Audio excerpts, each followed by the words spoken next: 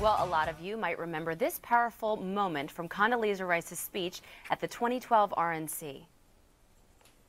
And on a personal note, a little girl grows up in Jim Crow, Birmingham, the segregated city of the South where her parents can't take her to a movie theater or to a restaurant.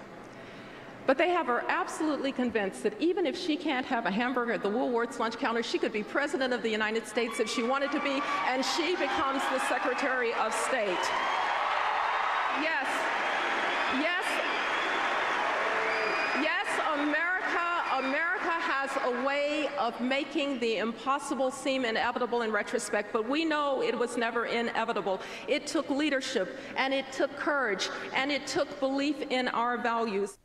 Well, less than 2 years later, Eric Holder painted a much more grim picture of race in America. Here's the Attorney General at Morgan State University this past weekend. Codified segregation of public schools has been barred since Brown, but in too many of our school districts, significant divisions persist and segregation has reoccurred, including zero-tolerance school discipline practices that, while well-intentioned and aimed at promoting school safety, affect black males at a rate 3 times higher than their white peers. What a difference in speeches.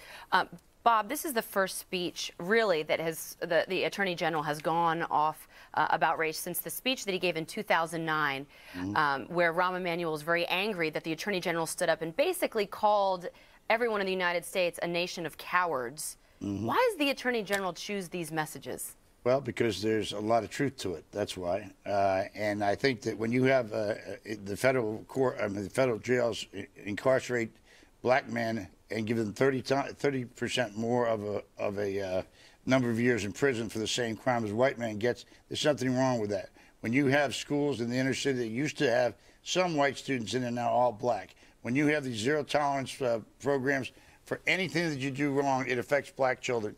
If you look at it, there is still, and I say this over and over again, there is still racism in America. It is not the way it was before. We've made a long and determined road away from Jim Crow. But let's also keep in mind, she grew up in a middle-class black family.